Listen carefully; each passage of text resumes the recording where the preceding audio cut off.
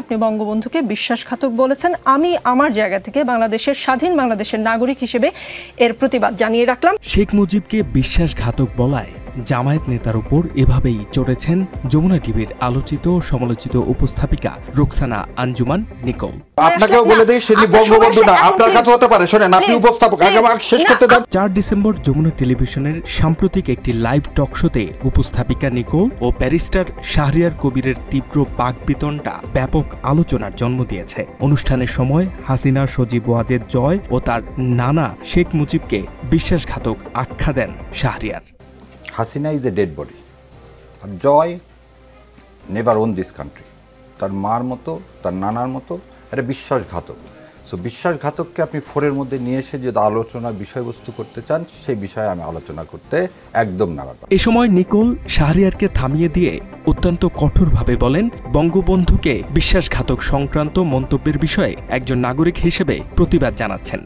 আপনার প্রতি সম্মান রেখেই বলছি, বিজয়ের মাস চলছে, তো বিজয়ের মাসে যমুনা টেলিভিশনের সেটে দাঁড়িয়ে আপনি বঙ্গবন্ধুকে বিশ্বাসঘাতক বলেছেন। আমি আমার জায়গা থেকে বাংলাদেশের স্বাধীন বাংলাদেশের নাগরিক হিসেবে এর প্রতিবাদ জানিয়ে রাখলাম। নিকোলের এই মন্তব্যের পর ব্যারিস্টার শাহরিয়ার ক্ষুব্ধ প্রতিক্রিয়া জানান। তিনি অভিযোগ করেন, আলোচনার প্রসঙ্গে -4 তত্ত্ব উপস্থাপন করা হয়েছে এবং একই সাথে বর্তমান ও সাবেক রাজনৈতিক নেতৃত্বকে কেন্দ্র করে তীব্র সমালোচনা করেন। ওর বাবার মৃত্যুর সময় একটা লোক রাস্তায় নামেনি, আর জিয়াউর রহমান যখন মারা যায় তখন মানিক মিয়া এভিনিউতে লোক জায়গা দেওয়া যায়নি। সো রাজনৈতিক অপমৃত্যুকে আপনি আবার যদি -4 বলে নিয়ে আসার চেষ্টা করেন। এ সময় উপস্থাপিকা নিকোলের বিরুদ্ধে স্বৈরাচারী আচরণের অভিযোগও করেন শাহরিয়ার। এই অনুষ্ঠান কিভাবে চলবে সেটা আমি না, এটা বলবেন না, এটা স্বৈরাচারী কায়দা। এই ঘটনার পরই আলোচনা সমালোচনার কেন্দ্রে রয়েছে বিষয়টি। গণহত্যাকারী শেখ হাসিনার পিতা ও বাকশাল কায়েম করে দেশের মানুষকে জুলুম করা মুজিবের প্রতি নিকোলের এমন মায়াকান্না নিয়ে সোশ্যাল মিডিয়ায় ক্ষুব্ধ প্রতিক্রিয়া জানিয়েছেন দেশের সাধারণ মানুষ সহ সামাজিক ও রাজনৈতিক মহলের ব্যক্তিবর্গরা। শেখ মুজিবুর রহমানকে নিয়ে অনেক মায়া দেখাইতেছে, কিন্তু আসলে ওকে বঙ্গবন্ধু বলতেই নারাজ আমরা। এর কারণ হচ্ছে জাতি ইতিহাস জানে, বাংলাদেশে যে 74-এ দুর্ভিক্ষ হয়েছে, ওই সময় দেশের মানুষ বাসন্তীরা জাল দিয়ে নিজের লজ্জা নিবারণ করে, আর বঙ্গবন্ধু নামক তিনি তার ছেলেকে স্বর্ণের মুকুট পরিয়ে বিবাহের আয়োজন করে। স্বাধীনতা পরবর্তী সময়ে শেখ মুজিবুর রহমান সাহেবের যে রক্ষী বাহিনী গঠন, এই রক্ষী বাহিনী গঠনের মাধ্যমে উনি বিরোধী দলের 30,000, বিশেষ করে জাসদের 30,000 নেতাকর্মীকে হত্যা করেছে। তার ভিতরে তো কোনো মানবতাই নেই। যেভাবে পেশিবাদের আমলে উনি আওয়ামী লীগদেরকে সুন্দর সুন্দর কথা বলে ওদেরকে কনভিন্স করতেন, উনি চাচ্ছেন আওয়ামী দোসরদেরকে আবার নতুন করে ওদেরকে উপস্থাপন করতে চাচ্ছেন দেশের মাটিতে। তবে মুজিবের বন্দনায় কেন মেতে উঠলেন নিকোল?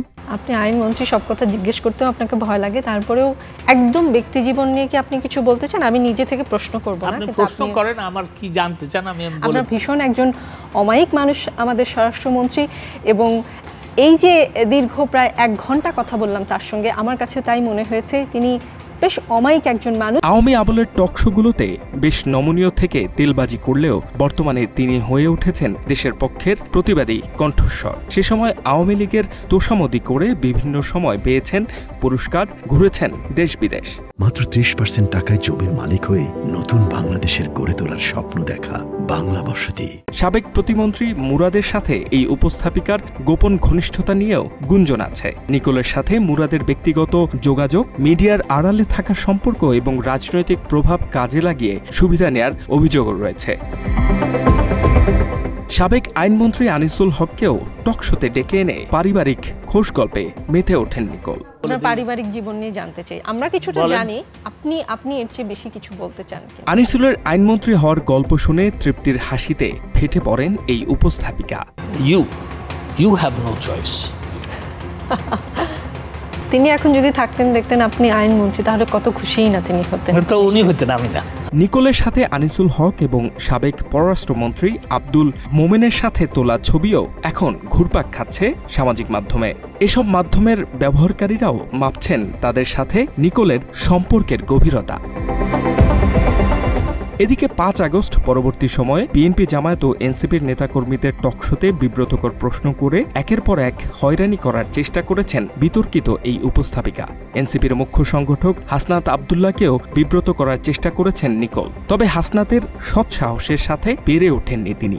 স্কুল অফ এক্সিলেন্স সেটা কেমন চলছে? দুইটা প্রতিষ্ঠান রয়েছে। জি আচ্ছা, আমি ওইটার কথাই জানি। এইটাই কি আপনার আয়ের একমাত্র উপায় কিনা? না, আমি 2017 সাল থেকে ইনকাম করি। নিকোলের আওয়ামী প্রেমের প্রতিবাদ জানিয়েছেন অনুসন্ধানী সাংবাদিক ইলিয়াস হোসাইন, পিনাকি ভট্টাচার্য ও ডক্টর কনক সারোয়ার।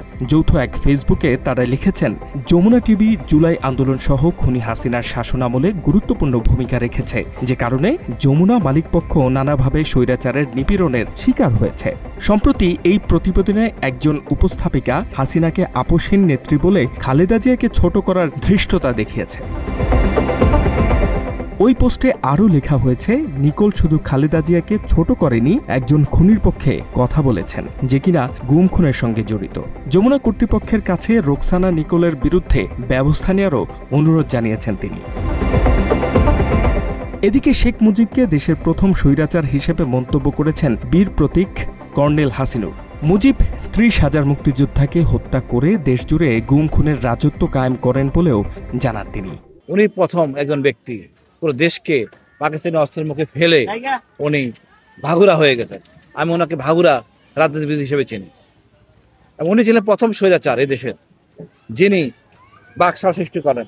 তার আগে উনি 30,000 জাসদ অর্থাৎ মুক্তি বাহিনী এতে হত্যা করেন।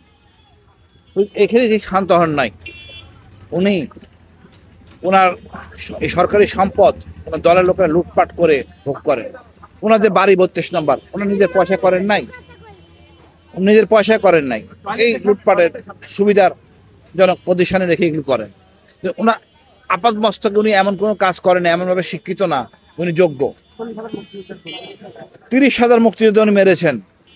তারপরে দেখেন সিরাজ শিকদার গুম হত্যা, স্বজনপ্রীতি সবগুলি উনি সৃষ্টি করেন। ব্যারিস্টার শাহরিয়ার কবির এক প্রেস ব্রিফিংয়ে সাংবাদিকদের সাথে আলাপকালে বলেন, মুক্তিযুদ্ধ মানে শেখ মুজিব এবং মুজিব মানে মুক্তিযুদ্ধ বানিয়ে আউড়ে বাংলাদেশের ইতিহাস বিকৃত করা হয়েছে। তাজউদ্দিন থেকে শুরু করে শেরে বাংলা থেকে শুরু করে সরওয়ার্দী থেকে শুরু করে মৌলানা ভাসানী থেকে শুরু করে আতাউর রহমান থেকে শুরু করে কারো কোনো অবদান না। এক অবদান, মুক্তিযুদ্ধ মানে শেখ মুজিব। সেখানে আমি ভালো করে বারবার বলছি, শেখ মুজিবুর সাহেবের অবদান আছেন, কিন্তু সে অবদানটা কি সেটা ইতিহাস মূল্যায়ন করুক। কিন্তু এই যেভাবে তাকে নবীর জায়গায় নিয়ে যাওয়া হচ্ছে, মানে 71 মানে শেখ মুজিব, এই জিনিসটা সম্পূর্ণ মিথ্যা। একসময়ের আওয়ামী দালাল ক্ষমতাকে প্রশ্ন করার দোহাই দিয়ে আবারও মেতে উঠেছেন দোসরদের বন্দনায়। দেশজুড়ে বিতর্কের সৃষ্টি করলেও উপস্থাপিকা রোকসানা আঞ্জুমান নিকোলের বিরুদ্ধে এখনও কোনো ব্যবস্থা নেয়নি যমুনা টেলিভিশন কর্তৃপক্ষ। H A Mataullah, Bangla addition.